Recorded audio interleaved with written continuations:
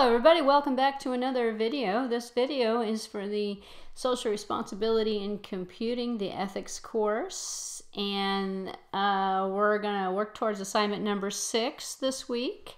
So I have two lectures for you. I have Crypto 1 and Crypto 2 that's going to get into modern day ways of encrypting messages, and this is in support of assignment number 6. So assignment number 6 not due for a while, but today we're going to look at the Crypto 1, and then the next lecture we'll look at Crypto 2, and then I'll cover assignment number 6. So it's probably not all going to be in the same lecture. I'll probably make this a two-part lecture, but let's see how it goes. Okay, so the first one is crypto1.ppt. So without further ado, I will start this video. Okay, classical approaches. Okay, so this is kind of corny, and it's kind of, sometimes you might even, probably even know most of this information. But it's one of those things that, just take a moment and think about, how have things been encrypted in the past, and where did we start from? This is the classical approach. And so we're just basically looking at the word, cryptos, to hide, grapho, to write. So hiding writing, or hiding messages, or encrypting messages, so that other people can't see them is kind of the focus we're going to start out with. And this lecture is going to cover the classical. The next lecture is going to cover modern techniques. So keeping messages secret. So usually by making the message unintelligible to anyone that intercepts it. And so, you could probably take a full semester-length course in how to do encryption algorithms. And we're not going to study most of the algorithms here.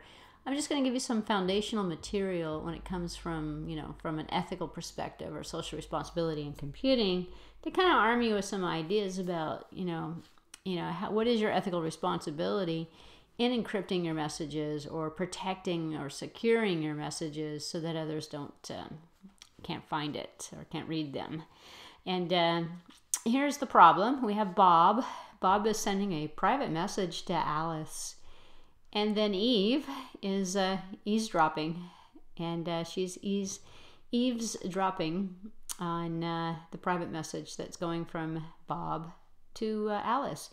Given that she can see this message, you don't want to send that message in plain text, because if you do, Eve will be able to read it. So if it's encrypted on Bob's end, and then the message is scrambled, and then it's decrypted on Alice's end, then the scrambled message that goes in between, when Eve eavesdrops on it, is kind of scrambled, so it's unreadable, and so your message is pretty secure. So what do we need? We need Bob and Alice. They want to be able to encrypt and decrypt easily. But no one else should be able to decrypt it. And how you do this? Well, the most popular way right now is through keys. So we have a key that we use to lock the message. So the plain text, you apply a key to it to encrypt it. You have the ciphertext, and then you have another key to decrypt it. And Alice doesn't have, this is not Alice, this is Eve. Eve doesn't have the key, so it looks like nonsense to her. But Alice has the key, and so Alice can decrypt it and look at the plain text.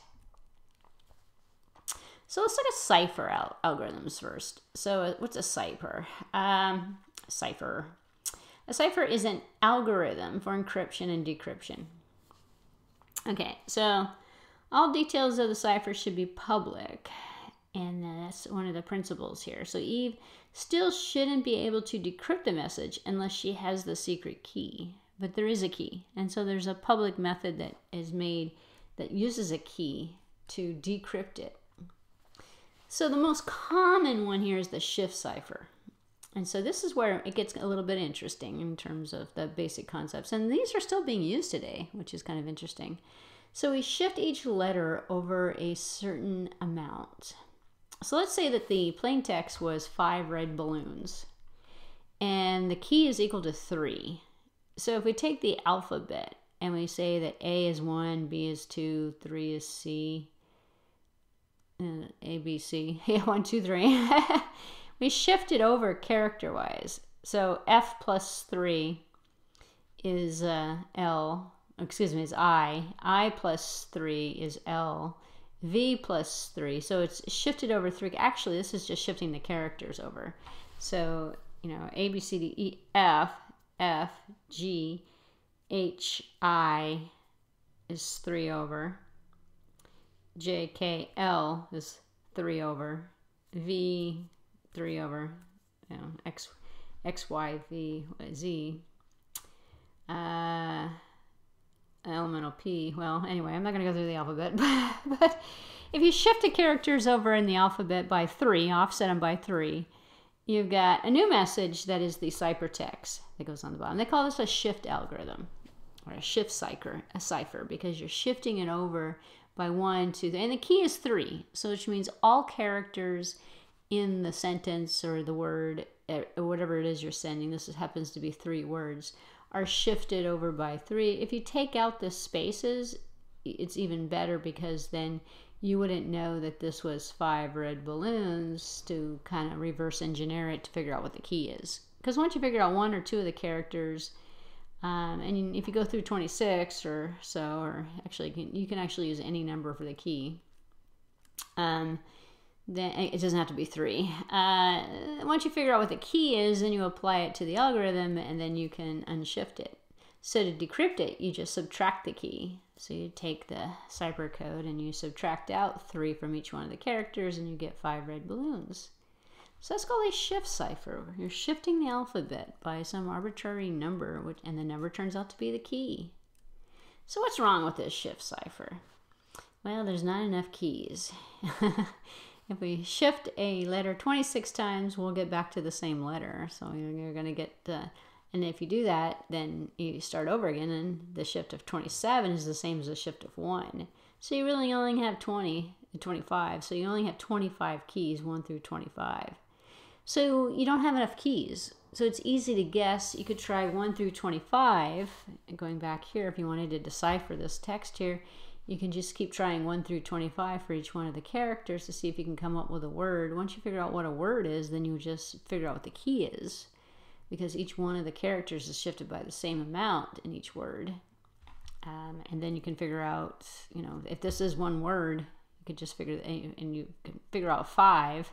Then you know the key, you apply the same key to the rest of the algorithm, and it becomes quite trivial. So Eve just tries every key until she finds the right one. Yeah.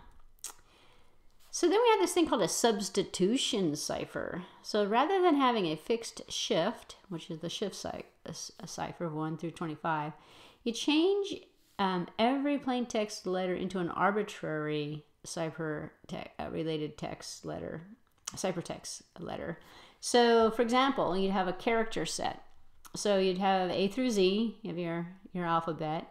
And then you say, well, okay, A's are G, B's are X, C's N. Where do you come up with this? You could just do an arbitrary, random kind of alphabet if you wanted to. So every time I see an A, I'm going to replace it with a G. Every time I see a B, I'm going to replace it with an X.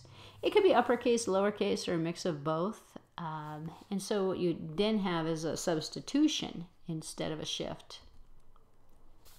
Now, if the substitution, and here's the substitution here, if this was the key, and this is the, you know, A through Z, the alphabet, and here's our equivalents, then we take and we apply the key, which is the substitution cipher, and then we get a different encryption, and this is called encryption actually.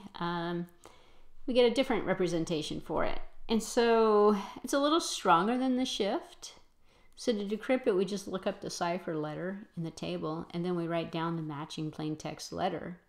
So as long as we have this table here, and you're not going to give the table away, because then you're going to give the substitution away. If you keep the table private, then the key's hidden, then you don't have to worry about it. So how many keys can you have? Well, a lot more. So the key is just permutation of the letters of the alphabet. There's, you know, you've got a lot more permutations available for this particular one. So it's a little bit stronger than the shift, but you could break it. So breaking the substitution cipher itself, it could be, if we could do 1 million calculations per second, It would take, well, let's say it takes over 12.7 times 10 to the 12 years to try all possible keys. Well, trying all possible keys is probably not going to work for this. So it's not the best algorithm out there, but it's better than the shift algorithm. And just to do brute force without any knowledge of the alphabet or any knowledge of anything, just to do brute force, we're probably not going to be able to solve it too easily. Sort of like cracking a password. So it's a little bit difficult depending upon the number of permutations you're going to go through. So you can make your job easier in terms of figuring out that, and what you're trying to do is you're trying to figure out the code. So the idea here is we need to figure out this key, and this key is the substitution library. So how are we going to figure this out? We can apply some logic to the alphabet and figure that out, because we can't use brute force because there's too many combinations that could exist. So breaking it's probably not going to work with brute force, but we can do some frequency analysis. So in the English language, or any language for that matter, certain letters are more often appear in words more often than others.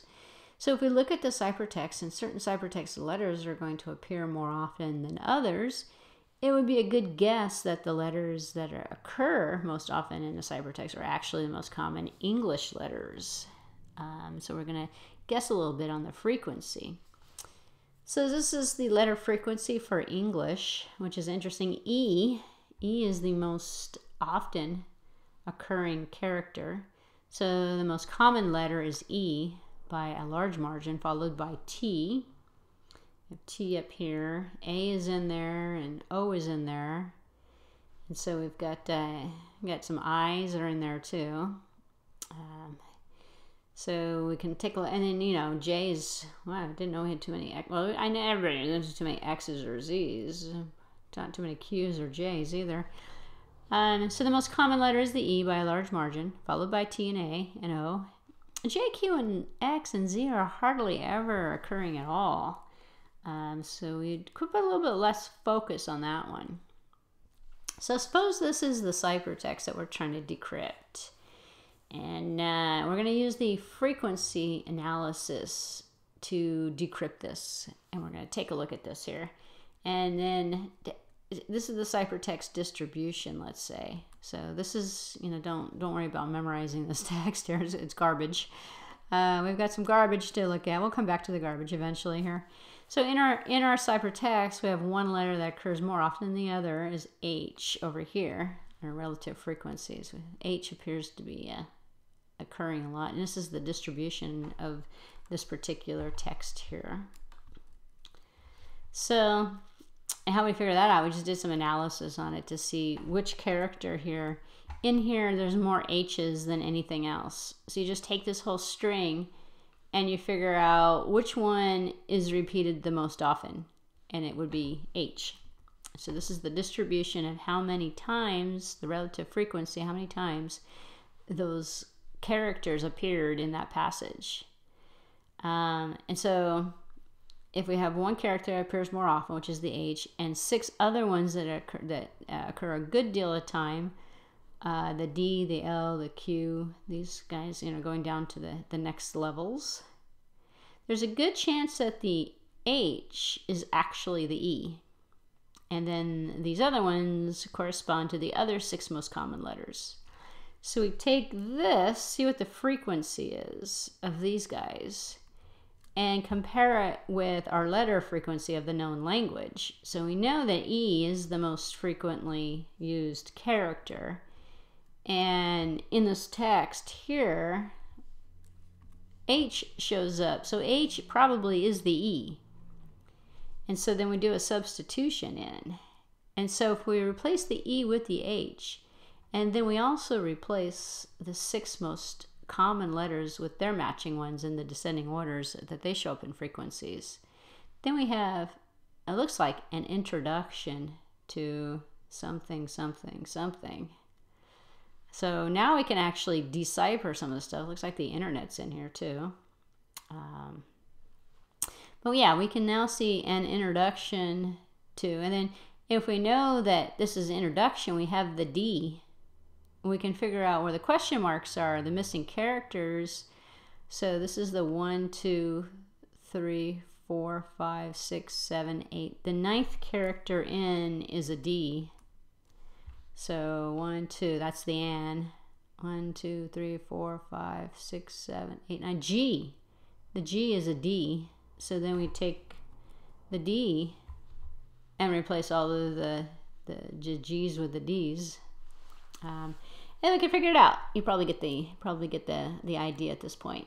So it's a substitution of replacing the E with the H and the other ones, and then going in and figuring out the words. And then once you know the words and you know the characters that are missing, it's the same substitution used everywhere else. So all you do then is replace the other characters, and then you get more information out of it.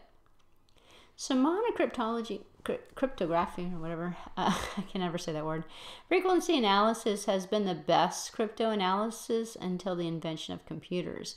So this is what people used to do before computers came along. And you can kind of see it's kind of simple and it's not that strong when you look at it, actually. So now I'm going to start part 2 of the lecture here. Oops. Thought I had it downloaded. I guess I didn't. So let's see, crypto part 2. Oh, I had it downloaded. I just didn't open it up. Okay. So the modern technique. Let's see. Well, what are we doing in a modern perspective now? Maybe you've heard of the Enigma Machine. Maybe not. The German encryption and decryption machine used in the World War II. Essentially complex automated substitution cipher. Not too bad. It was looks like a typewriter. Actually, it's a pretty good picture of it here too. And if you go on YouTube, you'll see a bunch of videos about the Enigma Machine, and you know that it was kind of a famous thing. You could type a message, and when you typed on the keyboard, it did a substitution in in the text that was actually coming out of it. So you could type in your message in English, and the rotors would rotate around and put a different character. So how did it work? The rotors have different wiring connected that inputted to the output, and the rotors move after each one of the key presses. And so the key is the initial position of the 3 rotors. So the initial position of the 3 rotors is what you needed to have knowledge of in order to decrypt it. So that's the key. It's the initial position. And so we have the left motor, the right motor, the middle motor. We have an A. It goes in, it gets shifted, and it comes out to a G. And then the A comes in, it gets shifted, and then the next one comes out to a C. So you can't just go through a simple substitution like we just did a few minutes ago and substitute all of the characters with the same character. This one had different characters. So this particular A came out to a G. This particular A came out to a C. So because the right motor advanced 1 position over. And so you needed to know the rotor position, put it to the rotor position, and then rotate the rotors in that particular sequence to come up with the translated substitutions. So it was pretty good, pretty good. The simplified Enigma sort of worked like this, where you had A was C and B was A, and C was C and D was D, and you had like a cross mix. So every time a key is pressed, the rotors spin, and so that the overall substitution table changes. So then in the next round, and these are on each one of the spins of the rotors, on the next round, the A now turned into the B instead of the C, and then the A was the D, and then the A was the B. So every time you put a character in, you had to switch, which makes it more difficult. Breaking the Enigma, well, Britain set up an analysis team, and they broke the German code throughout the war, provided intelligent code name Ultra.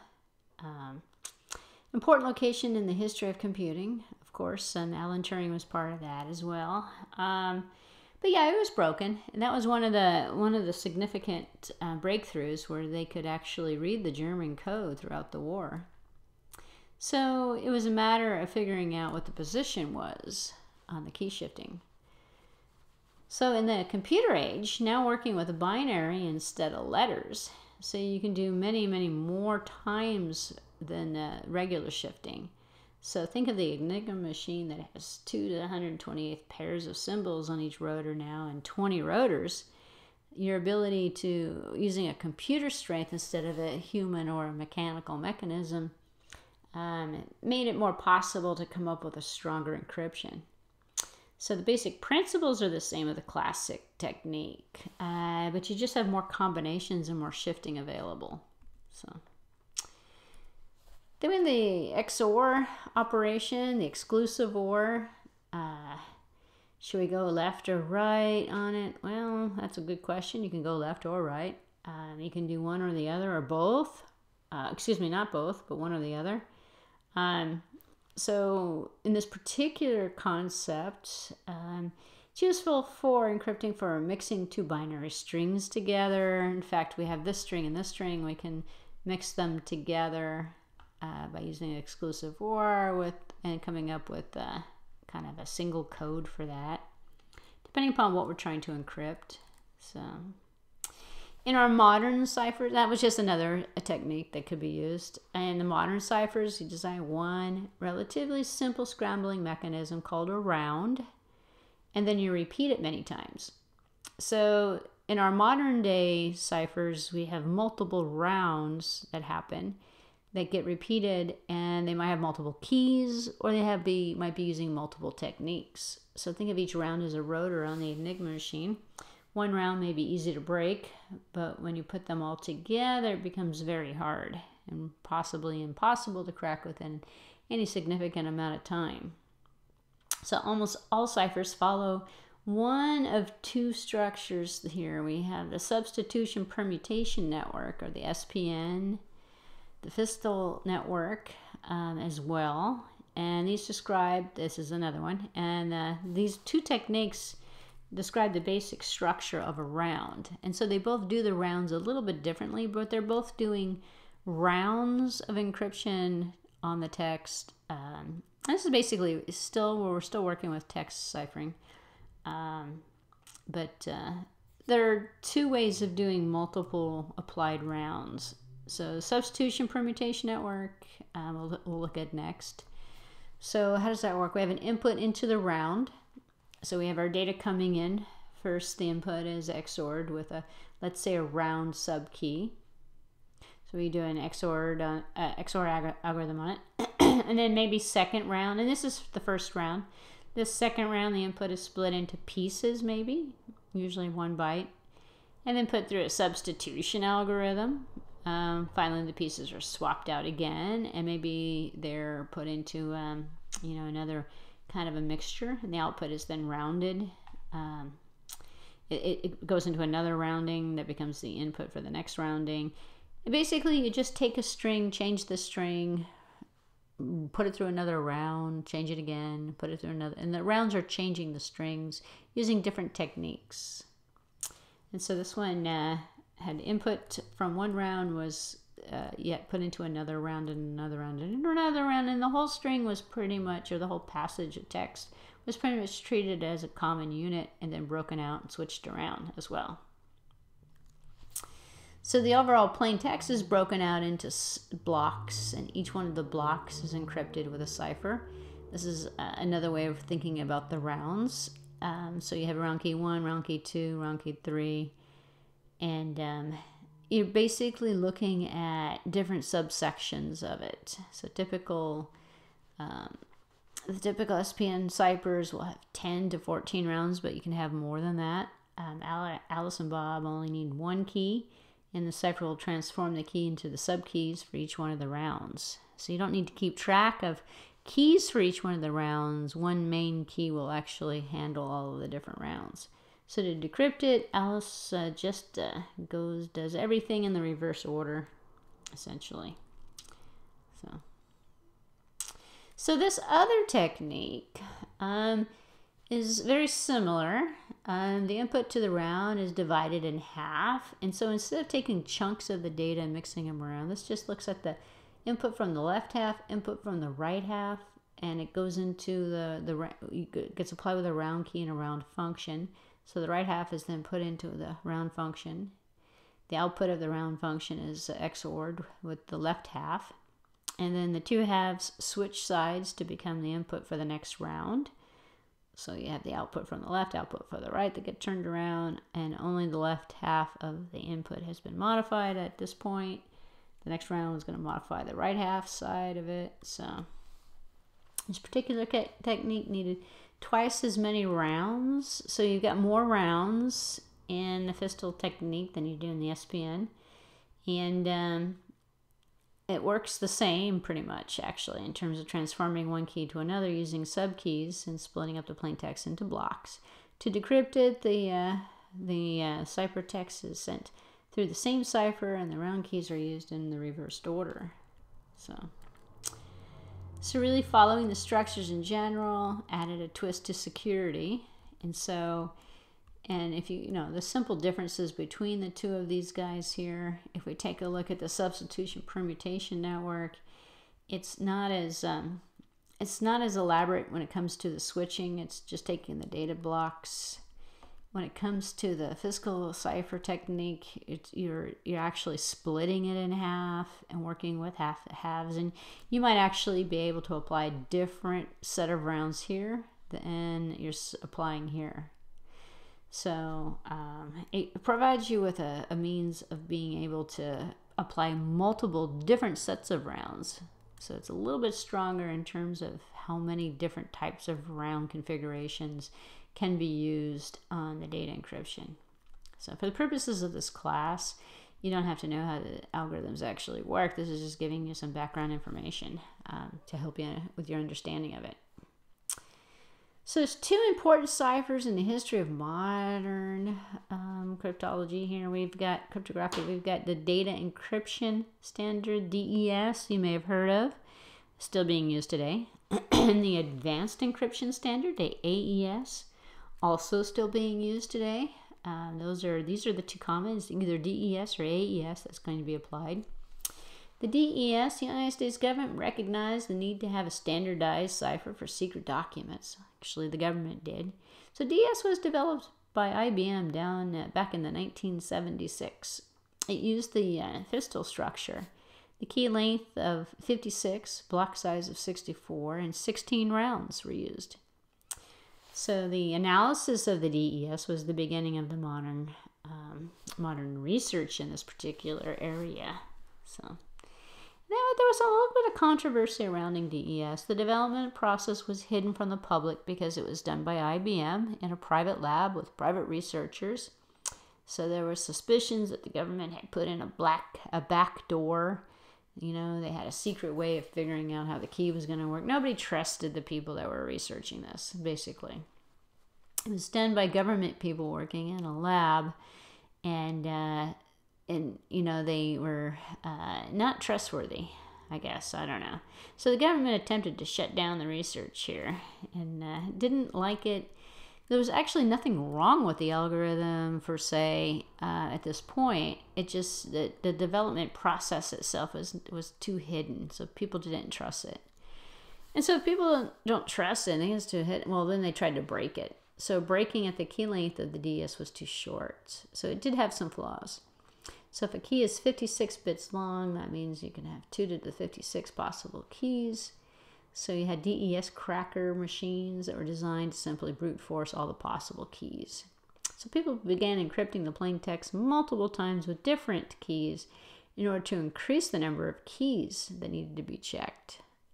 So basically making it harder or more time consuming, I should say. So the idea with the encryption, if you can break it using brute force, you have to make it long enough so that it's not worthy or not doable. So it was further weakened by the discovery of the differential cryptoanalysis, more research that came about in around the 1990s. So ideally, it should be completely random and not preset. So the ciphertext was complete. Ideally, if it was random, there should be no connection to matching plain text, whereby we had some match to the plain text in the DES algorithm. So using the differential analysis exploits the fact that it is never actually the case So you've got, you need to make sure that you don't have a substitution or a replacement going on with plain text as part of the alphabet. So you needed to use patterns between the plain text and the ciphertext to discover the key, which is kind of a weakness. So there's evidence that IBM knew about the differential, the cryptanalysis back when they were designing the DES in 1976. So in any case, nobody trusted it, nobody liked it, everybody was very suspicious of it. So we needed to move past it. So this was back in 1976, and around 1990, it was pretty much broken. So then we have the development of the AES. So with the DES, and so just to refresh your memory here, the DES stands for Data Encryption Standard. The AES is the Advanced Encryption Standard, which means it's not based on plain text anymore. It's not, and it's not a substitution, and it's not using a, hopefully, it's not using an alphabet in terms of, and if you think about it, DES was based on older techniques. So with it essentially broken, a new standard was needed. It made it an open application now and a review process this time to review many substitutions. So the government still takes this approach, by the way. So it puts a call out to the public and says, you know what, give me your next encryption technique. Send it to us, and then we'll evaluate it, and maybe we'll implement it as the standard. So in 2001, after 5 years, we have a cipher that was selected to become the advanced encryption standard. So they basically put out a bid for submissions, a proposal, and then people sent in their code, and then it was developed. And so it was developed by the first one actually was developed by Vincent and Joan Damon. So it uses an SPN structure with the block size 128 bits and a key size of 128, 192, and 256 for the different rounds. And it had 10, 12, and 14 rounds depending upon the key size. So the key size determined the different rounds that was going on. So current attacks on it, well, brute force attack would require 2 to the 128 to work. So any technique that can decrypt a ciphertext with less than 200 was considered an attack. So currently the best attacks on it were used for variations of differential cryptanalysis. None of them could actually be completed before the sun burns out. So it took too long. None of them worked for the full number of rounds. They only worked for partial rounds. So it actually proved that the SPN approach, because the DES actually used the fiscal approach, so the SPN approach actually became, with more rounds, became a better implementation so for our advanced encryption standard. So the problem with systematic key cryptology, which is what we're talking about here, this is called systematic, is up until now we've been talking about systematic key with Alice and Bob, and they're using the same key to decrypt and to encrypt. So the problem is that how does Bob get the key to Alice when Eve is eavesdropping? So we've got the same key that encrypts it is the same key that decrypts it. So up until 1976, the only solution was to physically give Alice the key in a secured environment. Email the key. Here's your password. Because it's kind of like a password. If this is a known password, we're going to give it to you. Think of the key as a password. It's only as strong as you don't have the key. So public key, and there's a paper published back in 1976 providing a solution to this. You use one key for the encryption called the public key, and this is the public key private key concept, and we're still using this today as well. So you use one key for the encryption, the public key, and you use a different key for the decryption, which is the private key. And everyone knows Alice's public key, so they can encrypt the message and send it to her. But only Alice has the key to decrypt the message, the private one. So no one can figure out Alice's private key, even if they know her public key. So it's a two-key authentication approach with a public and a private key. And so using the public keys, we have the plain text, and then it's encrypted. And then we have the key over here that decrypts it. But then Alice has a key. So even if the key, the public key, is known and Eve gets it, it's still nonsense. So Alice needs her private key in order to work with that public key. So we have public and private keys.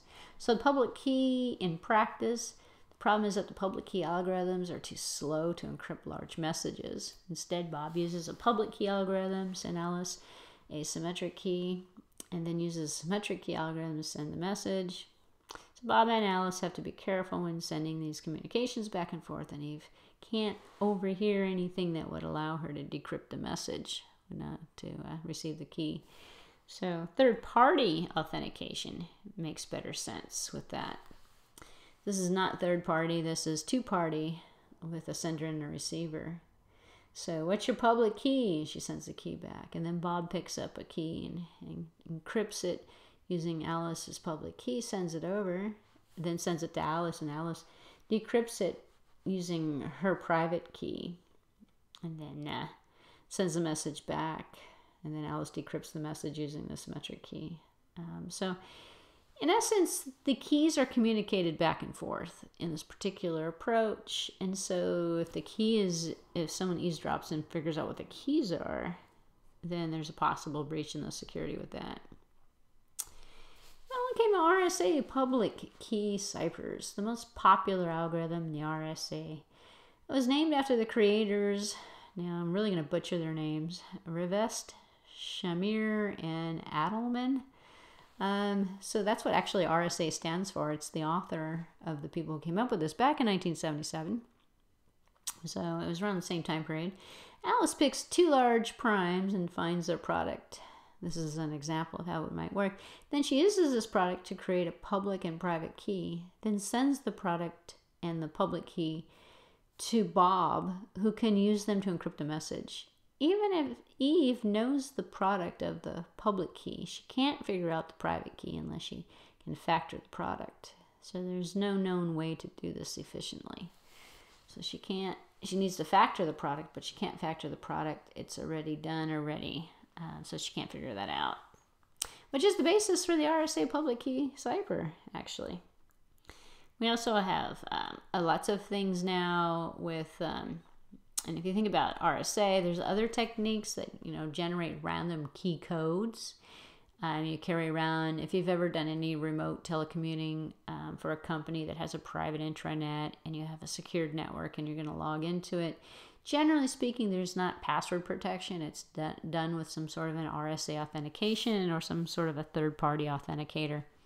When it comes from a third party, what we're talking about is a server that generates a series of keys or number sequences that show up on like a little dongle that the person who's authorized to access the account types in the dongle number from the third party into the password field along with their password key.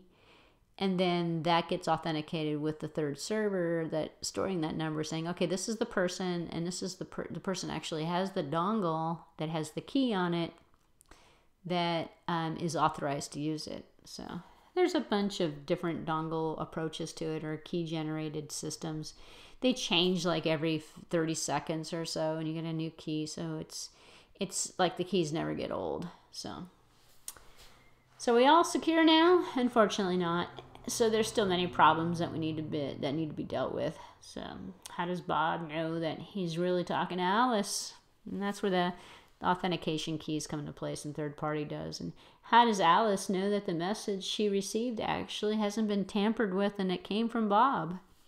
And how does Alice know that the message was sent from Bob? These are all questions addressed in many other areas of this particular area of science. And if you take a cryptology course sometime down the road, you might run into some of these algorithms again. But that was Crypto 2, and it's basically a kind of a fast run through, just like Crypto 1, on what we're looking at here. And it looks like I'm going to do this all in one video. So programming assignment number 6. It's not really a programming assignment. It's more of an exploration assignment. So in this assignment, we are going to do data encryption.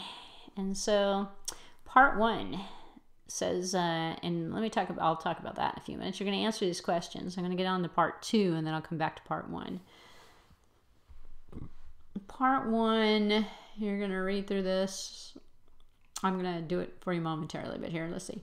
Let's look at part 2 first, because this is relevant to what I just talked about. So it's about data encryption. We have a shift cipher known as a Caesar cipher. It's a very simple systematic encryption scheme, just what we just looked at a few minutes ago. There's a secret random number, K, and there's encryption with certain numbers, yada yada. You got this piece of text here. I'm going to copy this text here. Edit, copy. And it has been encrypted using a shift cipher. You're going to find a corresponding plain text for it. So you need to decrypt this. So you can use an internet tool. Here's an internet tool here. Let's click on it. And unable to open it. All right, let's just do this. It's my web browser. Yeah. There we go. So we could put the text in here. I'm just going to paste it in here. Oops, pasted the wrong text. Pasted the URL. What you're going to do is use that website, and you're going to decrypt this message right here. And you're going to decrypt a message by, well, you're going to read the explanation a little bit more. I don't really want to do it for you. But you could paste this in here, and actually the website's going to decrypt it for you. So you can decrypt a code. Ooh, let's see. It's if you are trying to take a cat apart. Ooh, here we go. Now that is by +2. So this gives you, I didn't select any of the, so it says test all possible shifts using a brute force approach. It looks like the first one +2 worked. Didn't want to do the assignment for you, but this is what you're doing. And you can see in here, it says if you put a space in between the words, which there's no space in there, if you try and take a cat apart to see how it works, the first thing you have on your hands is a non-working cat. That's a very important message. Anyway, I just decrypted it for you. You want to do it yourself, though. Check it out. All right, so the part 2, number 1, I just did for you. But you want to do it again. Do it and then write the message out. So you can use an internet tool like the one I just did. So what you want to do is find the corresponding plain text and explain how the encryption is working. So if I were to explain how this encryption was working using this appears to be a Caesar cipher, and it appears to be shifted by 2 characters. So I pretty much did the assignment for you. But you might try it for yourself, and you can add a little bit more to the explanation. But yeah, it's using a shift cipher, and a shift cipher shifts the keys over. This is just explaining what the shift cipher is. And it looks like it's shifting it by 2. This one is using a shift cipher of 2. So that was kind of trivial, actually. So number 2, part 2, you're going to research, find, and use a different simple shift cipher. There's a couple more on this website that you can explore with. You can use this one, or you can actually do if you click on Substitution Cipher, you can look at this list in here. We've got what's a bacon cipher? Maybe it uses the word bacon? I don't know. There's a ton of different ciphers in here. Bacon plain text. Let's see. Is that bacon? I don't know. Binary character shapes, binary code, book cipher? The book cipher. Yeah, they take a book, a textbook or a book, and they use the book as the key. You see that on TV a lot. People using like Catcher in the Rye or something, or some famous book. They take the characters that are in the book, and that's the key, and they do a substitution or a shift on it. It's weird. And so if you get the book and you know the page of a book or a chapter in the book or something. So these are all a bunch of different ones. This whole list in here, and you don't have to use this website. You can use any website you want. So you're going to find a better one. And better is in the eye of the beholder, but a different one. Different from the simple Caesar cipher we used up here. So the encryption technique to encrypt a string of your choice. So come up with a string, use the technique to encrypt it. You can use the internet solver to encrypt it as well. List your original string, your original text, and then list or give me your encrypted version of it, and briefly describe how the encryption technique is better than the simple shift cipher. What did it do that was different that we did in question number 1? What makes the encryption stronger or harder to crack? And briefly describe how your chosen encryption technique works. Now, you don't have to get into the technical details. Just give me the plain English, like it shifts all the characters by 3 or 4, or it uses the book Catcher in the Rye and it creates a substitution key for all of the characters from page number 12, and it uses that as the key. And then each new sentence, it switches to another page, which actually there's one that does that. So you might have to research a little bit. You might have to read up on it. Don't cut and paste information from the internet unless you're cutting and pasting the key. I don't expect you to do the encryption by hand. You can use the tool to any one of the tools. You don't have to use this one. You can use any tool you want to use, and there's a ton of them out there. But you can use anything you want to explore the concept, to put in plain text and then decrypt it. So that is the plan for part 2. So let's talk about part 1. Part 1, it says to classify each of the following acts as a violation of confidentiality, or of data integrity, or source integrity, or availability, or some combination thereof. I have another lecture on this concept, but I'm going to give you the definitions now, just in case I don't make it to that other lecture after I forget.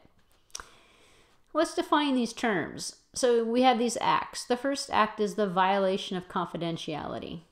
I think we probably have all had our confidentiality violated at one point, especially if we've graduated from high school. At one point, you told somebody something in confidence, and they said something behind your back. They said, oh, don't tell anybody, but I've got the answer key to this. And then, lo and behold, someone goes, hey, I heard you got the answer key to this. Well, that was confidential. That's a violation of confidentiality. Or, here's and they have these non-disclosure agreements for confidentiality in the real world after high school. They have these, people say, well, if you tell anybody, then you're going to get in trouble if you violate my confidentiality. So to violate the confidentiality means somebody told you something in confidence, they said to keep it a secret, and you decided to disclose the information to somebody else. That is what's meant by a violation of confidentiality.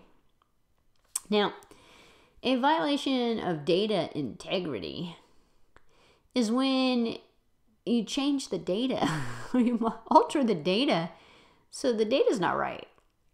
For example, you don't like your credit score, so you hack into the server and you change your credit score on the server. You can actually get to it. Your credit score is actually calculated. But let's say you throw something in the calculation that really is an error, but you're going to make it work, and it has an influence, and it raises your credit score. Well, that's data integrity. You have basically changed the data.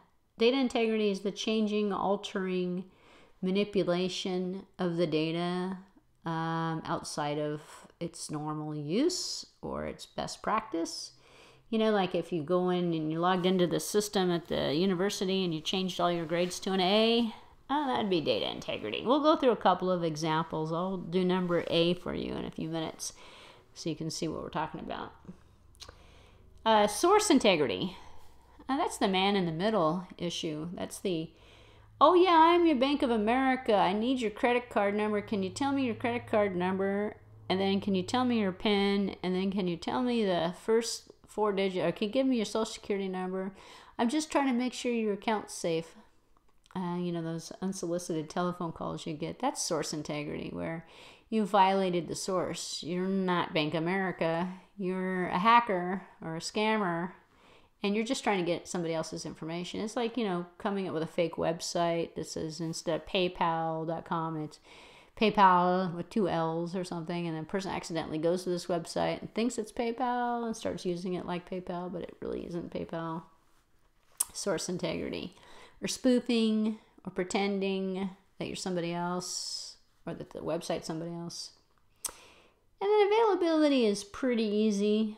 This is a violation where we just take the service down. This is a denial of service attack.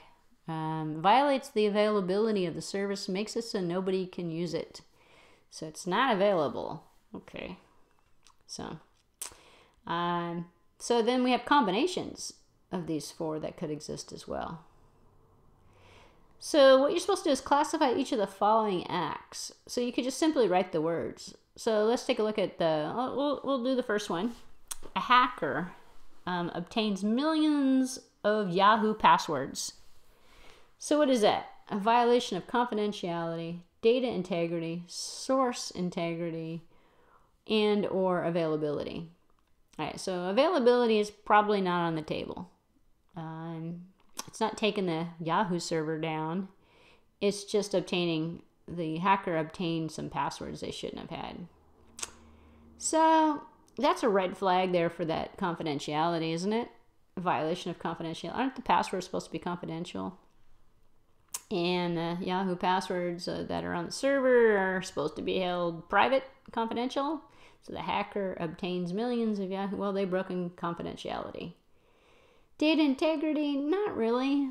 Did they change the data? No. Is the data still valid? Yep. Unfortunately, that's why they got it. Source integrity? No. They're not mimicking anybody else. They're a hacker. Availability? No. So number A is just a violation of confidentiality. Let's see. Let's do another one. Number B is too easy. You can do number B. Let's see. Number C is pretty easy as well. Finds an efficient method to break AES. Yeah. We do see that okay, I'm just going to let you know. I'm going to give you the B and C only because I want to make sure you're on the right track here. Anthony accidentally cuts the electricity from the server room. Of your 4 choices, which one is that? Availability. Yeah, there's no electricity. It's unavailable. So that one's availability. And number C, the NSA finds an efficient method to break AES. So that's data integrity. That's data integrity. It's not source integrity. It's data integrity. They have now got secret, or it's also a violation of confidentiality. So it could be both. Number C could be both, and you could put both. It says, or some combination thereof. So I would say that number C is probably violation of confidentiality and data integrity. So I don't want to do the whole assignment for you. I think I've done enough on this one, actually. A foreign state actor finds a 0-day vulnerability for voting machines used in the United States. G's a funny one. So, all right. Answers may vary. Explain your reasoning with your answer. You don't have to write a paragraph or 2. You can just write a sentence.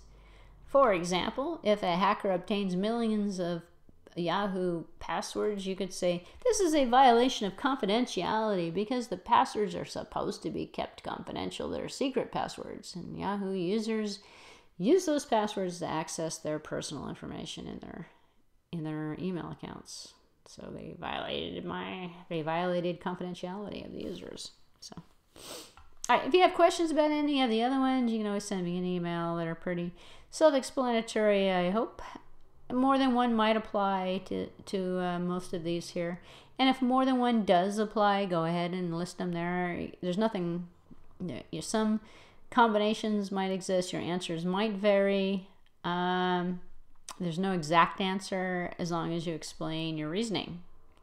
And down here for part 2, there's no wrong cipher that you could use. You don't have to get it approved or anything. You can just find one that you like and explore it. Remember, this is an exploration activity that you're going to use to think about encryption, think about some of the issues associated with data encryption. So I hope you've enjoyed the video. Let's just take a quick look here real quick before I exit. I just want to see when assignment number 6 is due. Let's see. It's probably not due for a while. Let's see. We are way ahead of schedule in this class. So this lecture is for the week coming up. Let's see. This is for the week of 4/13. And number 5 was due on last week on 4/8, and so this week it's due this week. So this is a timely video. We're right on schedule now. So this activity number 6 is due on Wednesday 4/15 for the first time. Remember, you do have a 7-day grace period on it, but it is due on 4/15. So go ahead and do the assignment for this week.